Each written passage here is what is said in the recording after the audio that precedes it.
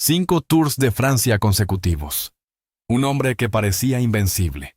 Un campeón que convirtió la resistencia en leyenda. Pero detrás de la imagen fría y poderosa de Miguel Indurain, durante años comenzaron a circular rumores inquietantes. Enfermedad grave. Problemas de salud ocultos. Un luto que marcó su vida en silencio.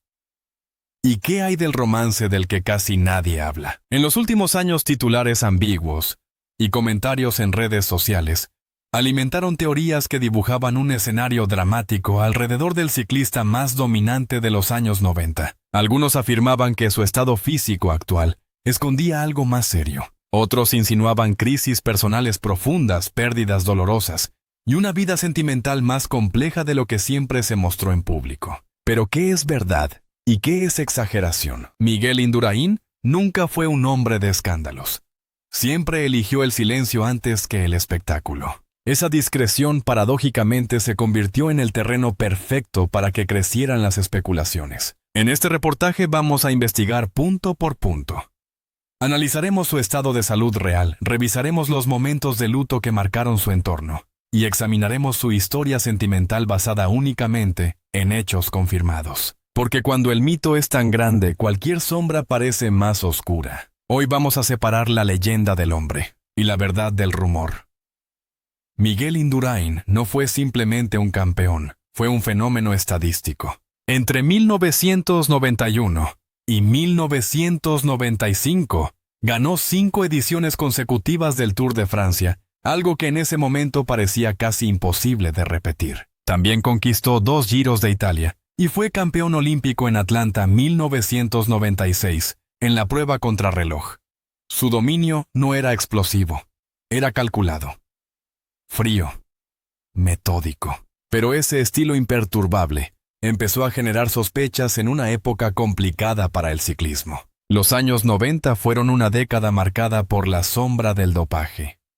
Escándalos posteriores como el caso Festina en 1998 revelaron prácticas sistemáticas en varios equipos profesionales. Con el paso del tiempo, muchos campeones de aquella era fueron señalados, investigados o directamente sancionados. En ese contexto, el dominio absoluto de Indurain comenzó a ser observado con lupa. Sin embargo, hasta la fecha, nunca fue sancionado por dopaje ni perdió ningún título. Participó en controles antidopaje durante toda su carrera profesional y no existe resolución oficial que lo vincule a prácticas ilegales. Esa es la base documental. Entonces, ¿de dónde nacieron las sospechas? Primero, de la magnitud de su superioridad. Su capacidad pulmonar cercana a 8 litros, según datos médicos divulgados en su etapa profesional, fue presentada como algo extraordinario. Sus pulsaciones en reposo extremadamente bajas también alimentaron el aura casi sobrehumana que lo rodeaba. Segundo, del silencio. Indurain rara vez entraba en polémicas, no respondía con agresividad a las insinuaciones, no buscaba confrontación pública. Para algunos, esa serenidad era signo de transparencia. Para otros, una forma de evitar titulares. Tercero, del efecto retrospectivo. A medida que otros campeones de su generación fueron implicados en casos de dopaje años después, parte del público comenzó a revisar todo el periodo con desconfianza generalizada. No era una acusación directa, era una duda colectiva que se proyectaba sobre todos. Y en el ciclismo, cuando el contexto se contamina, incluso el silencio se interpreta. Esa presión mediática y la necesidad constante de demostrar limpieza absoluta generaron un desgaste emocional del que poco se habló en su momento. El héroe nacional, el hombre que nunca levantaba la voz, cargaba con una responsabilidad simbólica enorme en España, porque no representaba solo victorias. Representaba orgullo. Y cuando el orgullo nacional se mezcla con sospecha pública, el peso psicológico puede ser mayor que cualquier puerto de montaña. Años después de su retiro, en 1996, esa etapa volvió a ser revisada una y otra vez por documentales, periodistas y foros digitales. Cada vez que surgía un nuevo escándalo en el ciclismo internacional, su nombre reaparecía en debates, no como acusado, pero sí como parte de una generación puesta bajo interrogación histórica. Aquí comienza a formarse el terreno donde más tarde crecerían rumores sobre salud, desgaste físico prematuro y consecuencias ocultas de una carrera extrema. pero existe evidencia de que su estado actual esté vinculado a secuelas médicas graves. Eso es lo que vamos a examinar ahora. Cuando comenzaron a circular rumores sobre una supuesta enfermedad grave de Miguel Indurain, muchos se preguntaron de dónde salía exactamente esa versión. La imagen que durante décadas había representado resistencia física absoluta, de pronto, empezó a ser reinterpretada bajo una luz diferente. Fotografías recientes en actos públicos. Cambios naturales propios de la edad y la ausencia constante en el foco mediático alimentaron teorías en redes sociales. Pero vayamos a los hechos verificables. Miguel Indurain nació en 1964. Es normal que como cualquier persona que supera los 50 o 60 años, su apariencia física cambie con el tiempo. Sin embargo, no existe ningún comunicado oficial, entrevista confirmada, ni informe médico público que indique que haya padecido una enfermedad grave o degenerativa. Se ha hablado abiertamente en diversas ocasiones sobre las secuelas normales de una carrera deportiva de alto rendimiento. Dolencias articulares, desgaste físico acumulado y problemas musculares derivados de años de competición extrema son algo habitual en ciclistas profesionales retirados. Eso no es una enfermedad oculta.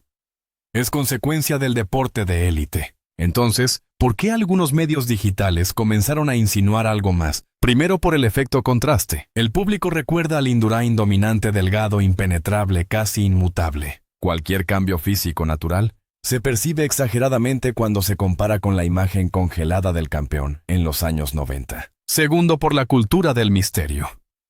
Indurain nunca fue un personaje mediático constante. No convirtió su retiro en un espectáculo. Aparece en eventos deportivos, participa en actividades institucionales y mantiene un perfil relativamente discreto. En la era de la sobreexposición, el bajo perfil suele interpretarse como ocultamiento. Tercero, por el eco digital. En foros y redes sociales, pequeñas especulaciones pueden amplificarse sin base documental. Una frase sacada de contexto, una fotografía comentada sin información médica o una interpretación errónea pueden transformarse en narrativa viral. Pero aquí debemos separar claramente rumor de evidencia. No hay registros oficiales de cáncer, enfermedad cardíaca grave, ni patologías degenerativas asociadas a su nombre. Tampoco existe confirmación de tratamientos prolongados que indiquen una condición médica crítica. Sí ha reconocido públicamente que el ciclismo profesional de los años 90 exigía límites físicos extremos. Pero eso no equivale a una enfermedad actual. Es importante entender que el desgaste del deporte de alto nivel puede producir dolores crónicos, intervenciones menores o revisiones médicas periódicas. Eso es prevención, no tragedia. La pregunta real es otra. ¿Por qué el público necesita que detrás del mito exista una caída dramática? En muchas ocasiones la narrativa mediática busca equilibrio emocional. Un héroe invencible parece demasiado perfecto. La audiencia consciente o inconscientemente espera una fractura humana. Y cuando esa fractura no aparece de manera oficial, se inventa. Hasta hoy lo único confirmado es que Miguel Indurain mantiene una vida relativamente activa vinculada al deporte, a eventos institucionales y a actividades relacionadas con el ciclismo. No hay comunicado médico que respalde un escenario alarmante. Entonces, si la enfermedad grave no está documentada, ¿de dónde surge la palabra luto asociada a su nombre? Ahí es donde la historia se vuelve más delicada. La palabra luto es poderosa. Evoca pérdida irreversible, dolor profundo, silencio. En el caso de Miguel Indurain, algunos titulares digitales comenzaron a vincular su nombre con tragedias personales, sin explicar claramente el contexto. Y ahí es donde nace la confusión. Primero los hechos. Como cualquier figura pública que ha atravesado décadas de vida, Miguel Indurain ha vivido pérdidas familiares naturales. Padres, personas cercanas, miembros del entorno que forman parte de cualquier ciclo humano. Es algo inevitable con el paso del tiempo. Sin embargo, no existe constancia oficial de una tragedia extraordinaria, escándalo familiar devastador o pérdida repentina que haya sido ocultada deliberadamente al público. Entonces, ¿por qué aparece el concepto de luto en narrativas dramáticas? La respuesta está en la amplificación. Cuando fallece una persona cercana a una figura pública, Algunos portales digitales reformulan el hecho con un tono sensacionalista. Un fallecimiento natural se convierte en tragedia. Un acto íntimo se convierte en misterio. En el caso de Indurain, su carácter reservado vuelve a jugar un papel clave.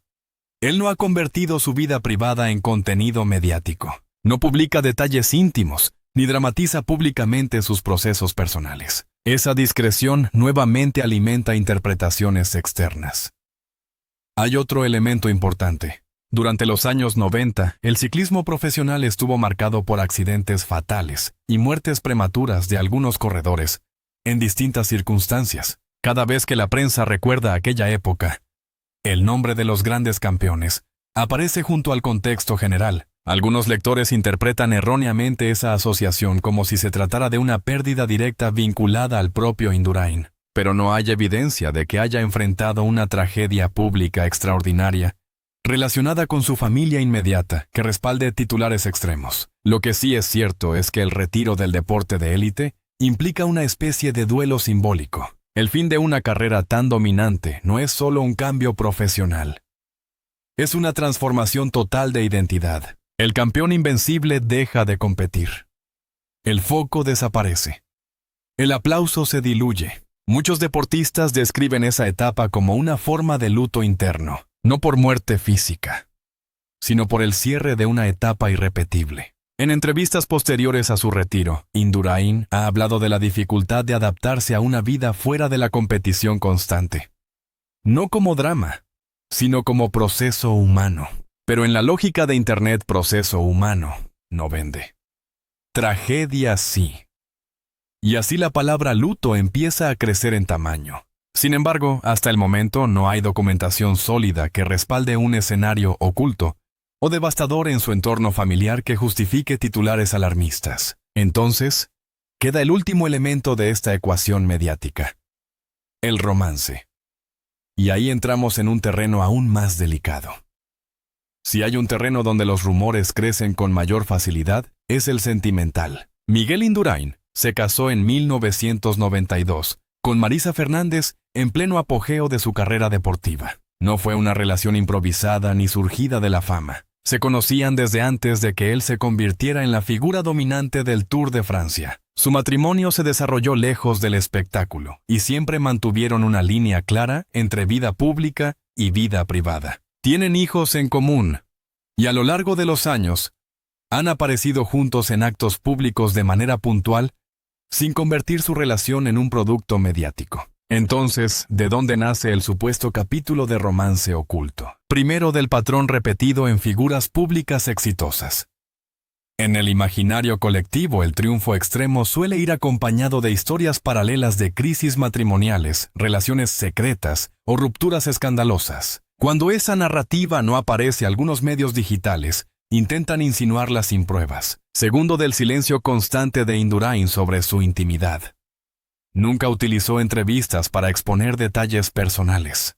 Nunca alimentó polémicas. Nunca respondió a rumores menores.